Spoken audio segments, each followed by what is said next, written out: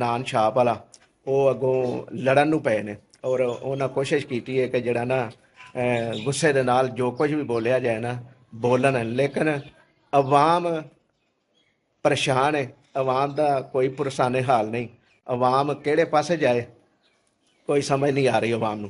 अवाम सिर्फ यही सोचती है कि ਅਸੀਂ ਹੁਣ अपना दिन किस तरह गुजारना है। तो दोस्तों ये जी हमारे रास्ता है। ये बल्दिया वालों ने रमज़ान में यहाँ पे पैप डाले थे और इस वक्त तक जो है ना अवाम को ये भुगतना पड़ रहा है। ये सारा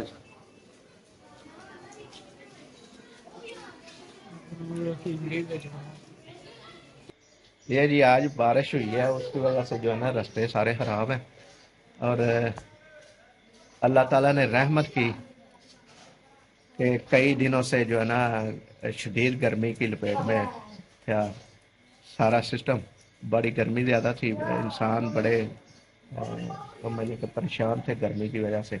और ये टिक्कियाँ बांट ये न्याज बांट रहा है जी।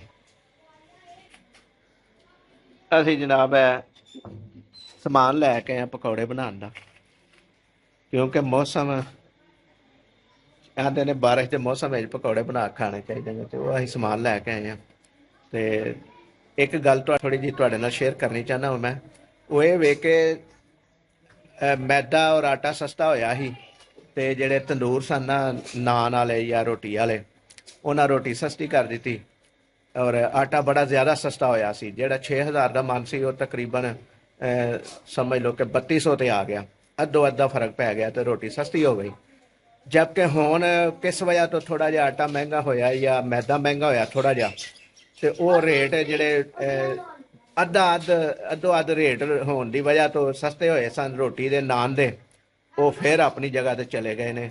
ਇਹ ਵੇਖੋ ਅਸੀਂ ਹਰ ਵਕਤ ਕਹਿੰਦੇ ਆ ਕਿ हुकूमत साढ़े वास्ते कुछ नहीं कर रही या रियासत साढ़े वास्ते रियासत का निज़ाम जो आवाम को कोई रिलीफ नहीं दे रहा।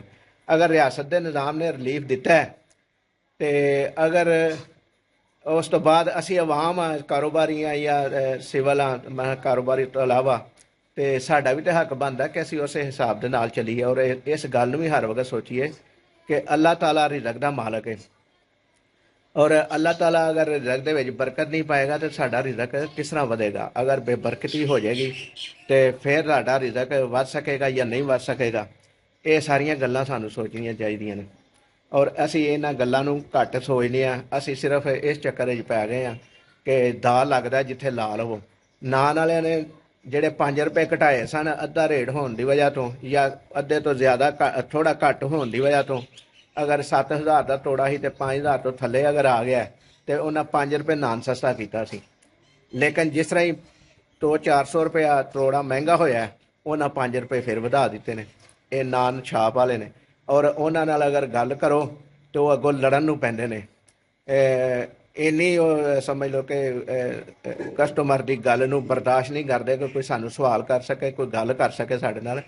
हुण जस्ट मैं गया सी बाज़ार ते ये वकूआ मेरे नाल हो चुके हैं कि वो दुकानदार जिहड़ा है ना नान छाप वाला वो अगों लड़न नूं पए ने और उन्हें कोशिश की है कि जिहड़ा ना गुस्से दे नाल जो कुछ भी बोलिया जाए ना बोलन, लेकिन अवाम परेशान है।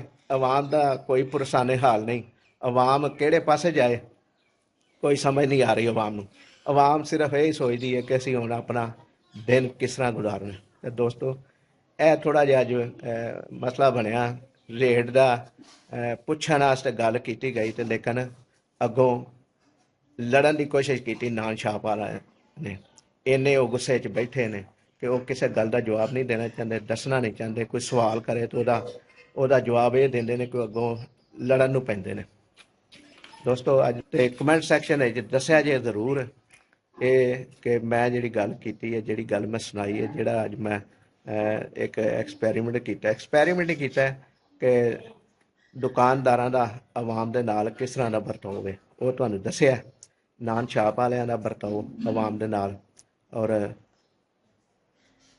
कमेंट दसिया जे कि वाकई इस तरह ही है हर जगह पर। अगर इस तरह ही है तो वीडियो में ज़्यादा तो ज़्यादा शेयर करो, लाइक करो और चैनल में सबसक्राइब करो ताकि मैं जी ये गल की है ਜ਼ਿਆਦਾ ਲੋਕਾਂ ਤੱਕ ਪਹੁੰਚੇ ਔਰ ਜ਼ਿਆਦਾ ਲੋਕ ਇਹ ਸਵਾਲ ਕਰਨ ਦੁਕਾਨਦਾਰਾਂ ਨੂੰ ਕਿ ਗਿਰਾਨੀ ਜਾਂ ਮਹਿੰਗਾਈ ਇੰਨੀ ਤੇ ਨਹੀਂ ਹੋਈ ਮਹਿੰਗਾ ਜਿੰਨਾ ਤੁਸੀਂ ਸਸਤੇ ਹੋਣ ਦੇ ਉੱਤੇ ਜਿਹੜਾ ਰਿਆਇਤ ਕੀਤੀ ਸੀ ਜਾਂ ਆਵਾਮ ਨੂੰ ਜਿਹੜੀ ਰਿਆਇਤ ਦਿੱਤੀ ਸੀ ਉਹ ਥੋੜ੍ਹੀ ਜਿਹੀ ਮਹਿੰਗਾਈ ਦੇ ਨਾਲ ਉਹ ਤੁਸੀਂ ਵਾਪਸ ਕਿਉਂ ਲੈ ਲਈਏ। ਇਹ ਤੁਹਾਡਾ ਹੱਕ ਹੈ, ਰਾਈਟ ਹੈ ਗੱਲ ਕਰਨਾ, ਸਵਾਲ ਕਰਨਾ। ਅੱਲਾ ਨਿਗਹਿਬਾਨ।